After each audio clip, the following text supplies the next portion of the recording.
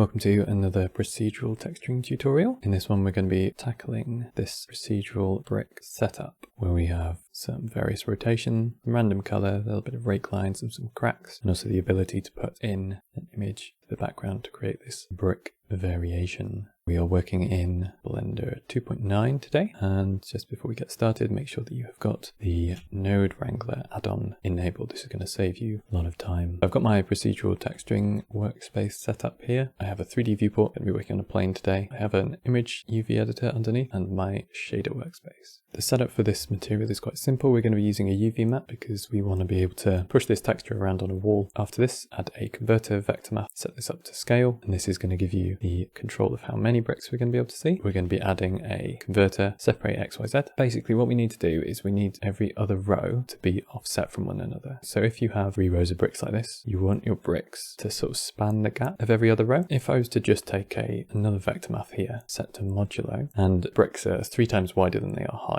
generally. So I'm going to go 3 in X and 1 in Y. You can see that all of these bricks have the same point where they divide in between the same multilines. What we want is for every other row to be shifted one direction or other. The easiest way to do this is to take our Y here. So this is going up. And if we want every other row, so we're going to take a math node, set to modulo, modulate it 2. And then I'm just going to say less than 1. What this has done is it's given us a mask for every alternate row, and then I can add this to my X coordinate. If I take a modulo from the X, I set this to 3, right, this is the width of our bricks, and you can see that each brick starts in the same place, but if I were to add this new row mask to that, then we're getting some offset. Now we're only offsetting by a unit of 1 at the moment. If our bricks were 2 wide, then this would be perfect, this would be halfway, but because we're working at 3, you can see that we need this less than to be increased. This is outputting 0s and 1s. I'm going to increase this to be outputting 1.5, and you can see as I change this, it's offsetting any row which is white. For what we need to do, we're not actually going to be using this math node modulo, we're going to be using a vector math. We're going to add a converter, vector math, and rather than just plugging this in, we obviously only want this to go into our X. So we're going to plug it in like this, and we're going to take our original Y, put that into the Y there. This has given us essentially a UV space per brick. And what I'm going to do is I'm going to pull this vector out. I'm going to duplicate our combine XYZ here, set this to 3 and 1. So this is our brick size, right? This vector here. So having it like this is going to let us use it in other regions. Next thing I want to do, so we've got the UV per brick, going to create a random value per brick now. So wherever we have a modulo and we're outputting this kind of whole tile shape in whatever texture you're making, what you can do is you can essentially take the same inputs. So this is the reason that we've got this here. CTRL+SHIFT+D on this modulo, and I can set this to be snap. Now you can see that we have snapped values in the same locations as our UVs. If I was to take a texture, white noise, and plug that onto there, then we're getting a random color per tile, and this is 4D, so that we have a seed value. We're going to be tackling rotating the bricks in the axis that we look at them, right? So this is kind of a stylized decision, but we're going to be rotating them clockwise or anti-clockwise. So in real life, a brick in a wall is not going to rotate in this direction. It's only going to be rotating sort of out of the wall or into the wall. But we're doing these kind of stylized bricks, and I think it looks quite good. So what I'm going to do is I'm going to center the UV space here. I'm going to add a vector math, subtract. What I need to do is I need to subtract half of the size of the brick, because we might want to change the size of the bricks later. I'm going to add another vector math in here, set to scale, and set this to be 0.5. That's going to plug in there. So now whatever size we make our bricks, we always have a central position on here. We are then going to take a vector rotate, and we're going to change the axis from axis angle to Z axis. I know that you can play with the center here, but for what we want to do with the size of the bricks, we did want to center this. So I'm just going to be leaving the center as 0, and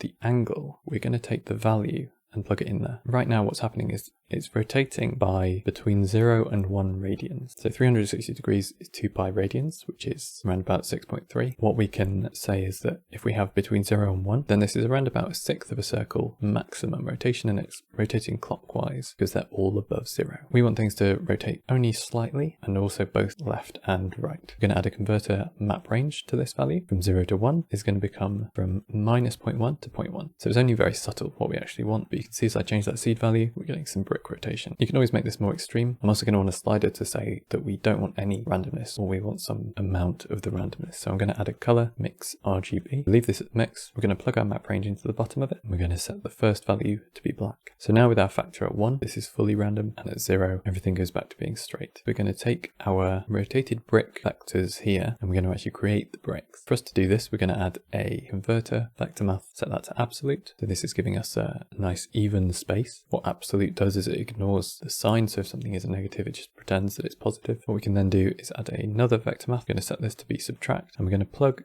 the brick size, the half size of that brick size, is going to go into the first socket of our vector math here, and the absolute goes into the bottom. So what this has done is it's basically said on each axis, just going to add a separate XYZ. So on each axis, where it reaches the outside of the brick, we have a 0 value there. So I have my X and my Y. I would like to add a converter math node, take my X and my Y and plug them both in, set this to smooth minimum. And now you can see that we've got a bit of a brick shape. And this smooth minimum basically means that we can round the corners of the bricks. If I just turn off this randomness, see that we have some control there. Obviously not for every pattern of bricks, but for some, you may want to round off the corners of your bricks. For us to control the mortar size, I'm going to add a color mix RGB, and I'm going to set this to color burn. Then we want to make sure that we have a flat top on our bricks. So I'm going to add another one, set this to be color dodge, make sure that the second color for this one is white, and this is going to give us that control over the depth of that profile there. Last thing for us to do on this is just to make sure that we have a mask that we can use for changing the material on the mortar. I'm going to add a converter math, set this to be greater than. Anytime that it's 0, we've got mortar. Anytime it's 1, we get brick. So I'm just going to load up a picture really quick here. This diagram shows a few different bricklaying patterns. So we have this one currently where we have our bricks where every other row is offset by half a brick's width. However, you get a lot of patterns like this where we have a row here that is end on. These are called headers, and you can have them every other row or a number of rows spaced apart. You would always have an odd number of bricks in between them though. So it would either be like 1 row in between or 3 or 5. And we want to have that control here. So at the moment we've only got every other brick row being half offset. We want to basically say that every 4th, if you have 3 in between, or 6th, if you have 5 in between, is going to be half width bricks. So the brick size, we're going to need to be able to input something here. So that's another reason that we need this combine XYZ. For us to control 1 in 3 or 1 in 5 or whatever, we need to do the same thing that we did here, right? Modulo and then less than. In this case, we were using it to create every other. If I do Control-Shift-D on here, if I were to say every 5, and you can see that we've got 4 spaced here, we always need this to be an even number so that we have an odd number of bricks in between. So I'm just going to make sure that we have a controller for that. So I'm going to add a value node here. This is going to be our header spacing. I'm then going to add a math node set to snap. I'm snapping at 2. So every time this reaches 2, see that we have 2 there, and then 4, and then 6, and so on. The bricks in the black area, they need to be 3 wide, which is our existing brick scale. And the bricks in the other areas, in the white areas, these need to be 1.5, which is the header width. For us to do this, very simply just add a color mix RGB. This factor goes into the first one, and we're going to add 2 values here. So using these mix nodes as number mixes, that's another option that you have. So I'm going to just set this up like this. So in the white sections, which are our headers, we can put 1.5 in the bottom, and we can put 3 in the top, which is our existing brick width. So just plug that straight on up into our brick size. Now it's going to view this modulo. We're getting this control to be able to basically shift the bricks. However, you can also see that we've got overlapping mortar lines, and we don't want that. We want, where we have the narrow headers here, we want these to be offset by half the width of a header. This multiply is what controls the position of all of these bricks, right? But we want it to be 1.5 for these ones, and we only want it to be 0.75 because we're going for half. For us to do this, we're just going to take a math node here, set to divide, plug this into the top. So we're dividing this by 2, plugging that into there, and then bam. That's exactly what we need. We've got none of our mortar lines overlapping each other. Nice and simple. When we get below 2, every row becomes a header, and that's not what we want. What we want is for this to become no headers. So we need, whenever this snaps to 0, we need this output here. Instead of it being white, we need it to just be 0. So I'm just going to add another mix in here. When this snaps to 0, I want this to be 0. And then anytime it's above 0, we're going to pick this second color, which is our mask. So below 2, we've got all of our normal width. And then above, you can see we're starting to add these headers. Great. So that is the layout for our bricks. We can just quickly add some color here. So add a mix RGB. This is going to be the factor, this mortar mask. The first socket is our mortar. So I'm going to go for a slightly darker gray. And the second one is our brick color. I'm going to go something like that. I'm also going to go into cycles here because we're going to start doing displacement. Add a modifier, subdiv, simple, adaptive. You can control how much viewport dicing you have here. By default, this is set to 8 pixels. However, if your computer can handle it, you can drop this down to 1 or 2, just to make sure that you've got that really sharp, crisp edge. In our material as well, we just need to go into options, settings, change from bump only to displacement and bump. At the moment, we are looking through a viewer, which essentially makes this shadeless. I would like to have some shadow on it, so I'm going to go plug this into the principal BSDF. I can press Alt and right click to get a quick connection, which is a node wrangler feature. Darkness at the moment, so I'm just going to change from the scene world to one of the studio lights. I'm going to use this one that I got off HDRI Haven. Also, because it's brick wall, I'm going to rotate this into standing, and I'm just going to rotate the world a little bit so that we've got some shadows in the right place. To add displacement, we go vector displacement, take the profile depth into the height. We're going to take the displacement into the displacement there. So for this, I'm going to make the mid-level to be 1, which is the front face of the brick, and I'm going to reduce the scale to 0.02. Let's just play with a few settings really quickly here. So my multi-lines are obviously much too wide, so I'm just going to reduce those a little bit, and I also want to have some of that random rotation. With this set to 0.2, much too high, so I'm just going to reduce that to 0.1, and I'm going to pull this down a little bit. So we're starting to get a few little bits of shadow coming down here, but we also want to have bricks that are sort of rotating out this way. For us to get that, we need to add another gradient to our displacement. Very easy for us to do. So we've got our vector rotation here, which is giving us a UV space per brick. Take a separate XYZ. I'm going to drop down here. We're just going to take the X value here. So what this is going to let us do is essentially rotate out of the wall. We need this rotation to be random. We don't want every brick to be rotated further out on the right hand side. Let me show you what that would look like. Take color, mix RGB, set this to be add, and we're just going to plug our X into the bottom of here, into our principled view, and you can see that every brick rotates the same direction, the same amount. Obviously, it doesn't look so good. However, we do have a white noise texture here, and we also have a color output from this white noise texture. So if I add a converter separate RGB, you can see that the value socket is the same as the red channel from this separate RGB, and we've already used the value. I want a different white noise. If I take the green or the blue, you can see that we have different noise patterns here. If we have a random value between 0 and 1, we need that to be between a negative and a positive. So if I just take I'm going to do it with the blue channel just to keep our noodles neat. Gonna take a math node, and we're going to subtract 0.5. So we've gone from having a range of 0 to 1 to a range of negative 0.5 to positive 0.5. And we can then multiply this by that X gradient. So this has given us different rotation for different bricks. We have a look at this. You can see that we now have some bricks that are rotating out this way and others which are rotating out that way. We also have this slider, which is going to let us control that. One thing that you will notice is that if we zoom in here, that displacement is also affecting the mortar, and we don't want it to. We just want it to affect the brick. So we need to use our mortar mask here. Right, so if I were to just plug the mortar mask straight into the factor, then it does fix it, but we no longer have control over the amount of that rotation. So for us to add that control, I'm going to add a mix node here, mix RGB, plug the multiply that we had into the bottom, set color 1 to be black, and now you can see that we have this factor controlling the amount of rotation. We want to do some more interesting things with the color. Quite simple for us to do. We can just take another mix here, and this is going to control the brick color, not the mortar color. That's still its own thing. Just going to drag the brick color into socket 1 here. I'm going to take the color from the white noise and plug it into here. An easy way for us to do this while not having to zoom in, Control Shift right click with Node Wrangler enabled. It's going to give you this like blue connector, and this is going to let us choose from color into color 2. We don't want this to be mixed, we want it to be multiply, and this is just giving us very easily a little bit of variation across the bricks here. After this multiply, we're going to add a mix, right? And we're going to pick a kind of a brighter color for these other bricks. You often see this where a building has a repair in the wall and the bricks that have been used kind of don't match the context. That's basically what we're doing here. And also, I'm just going to remove the shine from these bricks on that principled node. Where we put the bricks depends on this factor on this mix node. If I was to take a noise texture, and if I just use UV coordinates, if I put this to a greater than so that we have either or, and then I plug that into the mix, you can see that we're not restricting the noise texture to be like per brick. For us to do this, we are going to have to use this snap. The snap is giving us an individual unique coordinate per brick. I then plug this instead into this texture, then see that we need to reduce the scale. So now I can play with this this greater than here, maybe go even smaller. I might set this to be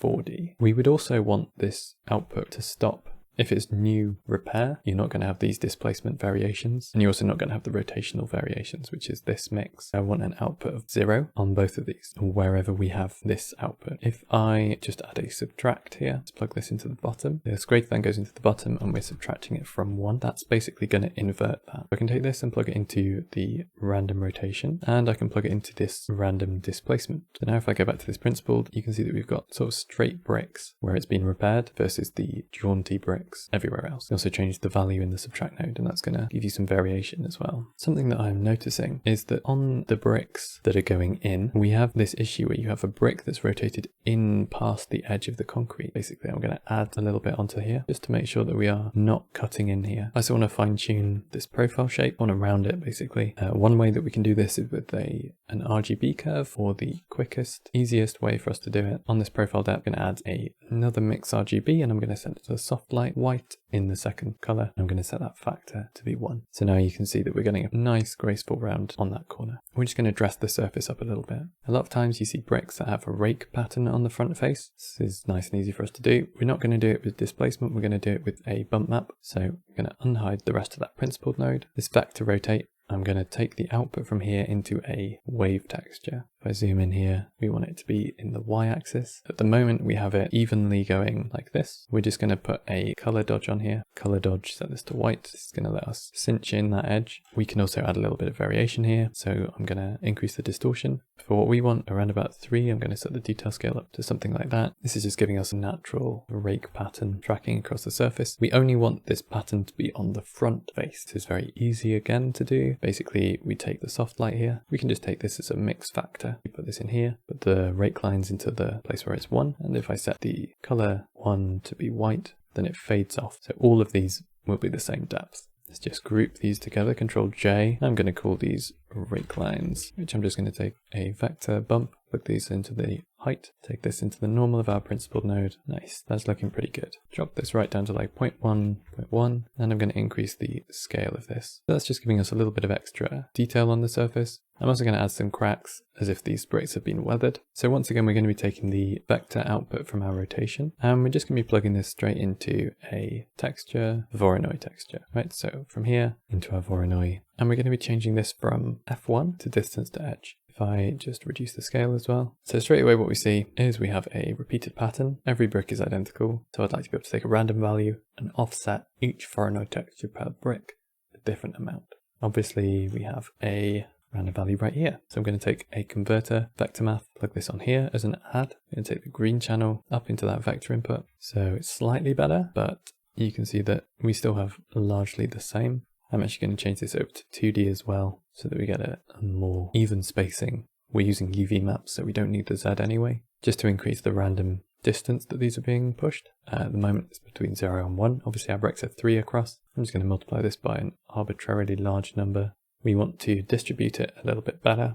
Not every brick needs to be completely cracked up. If we take our random value here, take this multiply node, CTRL+SHIFT+D, set this to be greater than, and now we have a random value per brick, giving us a random distribution. So I'm going to just mix these up to white. I can then also make sure that our cracks are a little bit narrower with a color dodge, also set to white. And as you can see, this is essentially cinching in the edge of those cracks. We've got these really straight lines. An easy way for us to do this is taking another mix RGB, put this onto the vector, set it from mix to be linear light, and then we're going to take a texture, noise texture. Again, just taking this from the same vector that we're using for the Voronoi, plug that into the bottom here. Gonna set the scale of this down to about 1, right? Just match the Voronoi. That's usually a good rule. We're going to increase the detail on here slightly.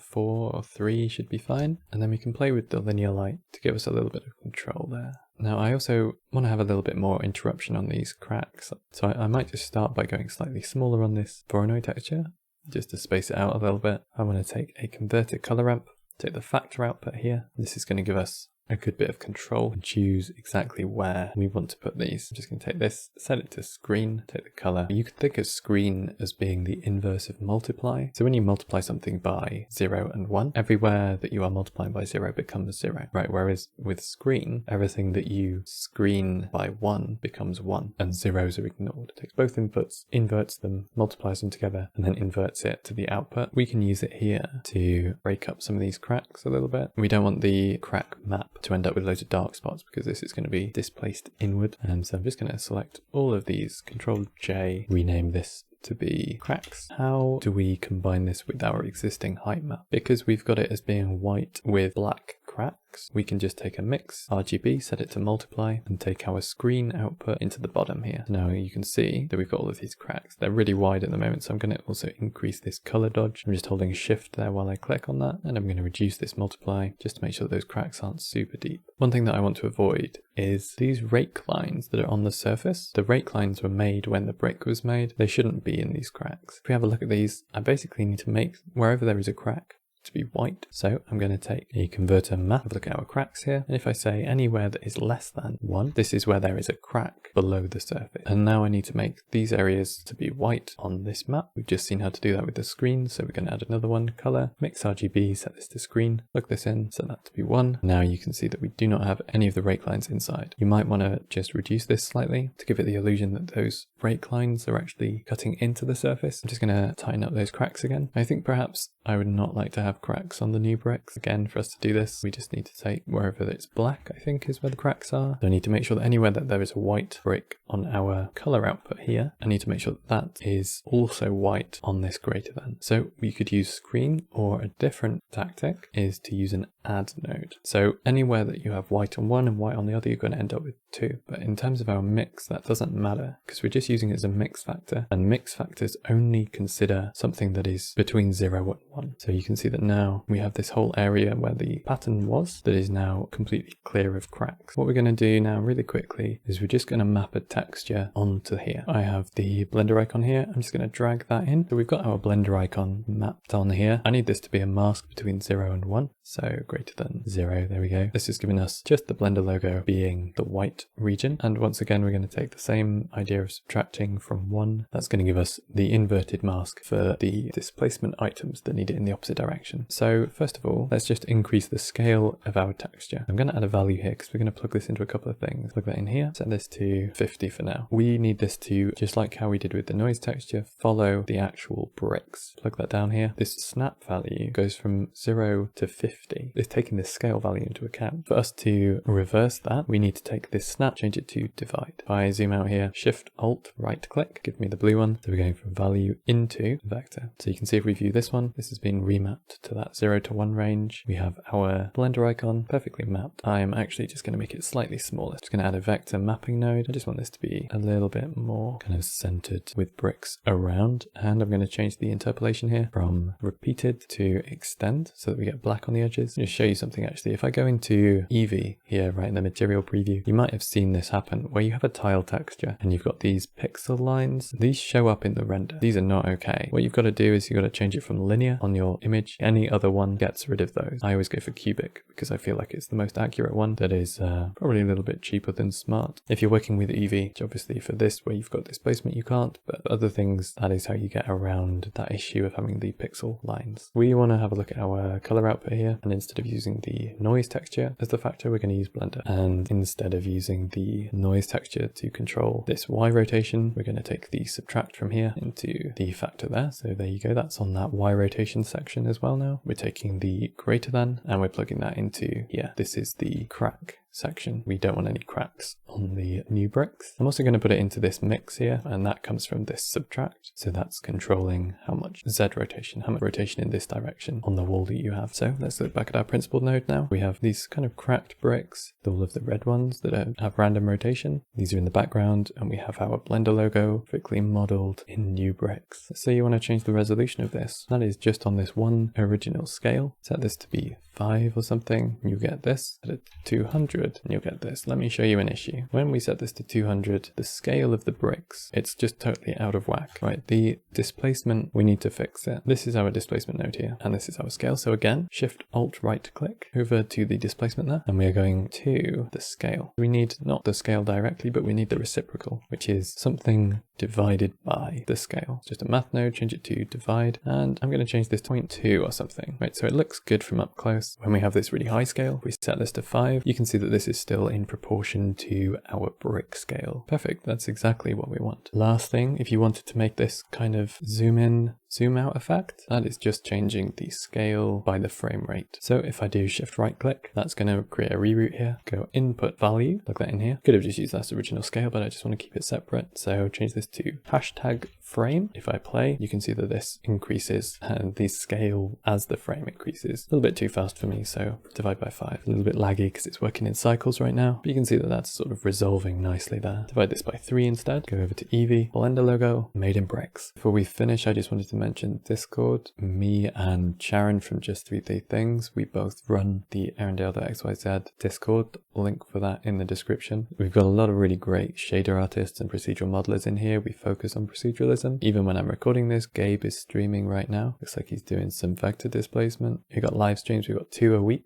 plus a guest potentially each week as well. So that's me and Sharon over the weekend. We also have the Blender Royale run by Stephen Scott. That's on a Monday evening. And then we also have weekly challenges like this. Just generally people, a lot of people. We just passed 500 members, so that's really cool. If you want any help with procedural stuff, it's a really great place to ask people and get some feedback on your work as well. Link to the Discord down in the description. I've gone ahead and cleaned up this node tree a little bit, give it some reroutes, make it a little bit more readable with frames and colors. It's starting to get into being a complex shader. If you want to check against the high-res version of the nodes, then you can look down in the description. There'll be a screenshot there. If you would like this file in its entirety, I have uploaded it to Patreon for Patreon followers. I feel like it's better to make your own things in terms of learning, but if you want it, it's there. That's it from me today. Hope you enjoyed it. Hope you learned something, and I'll catch you next time.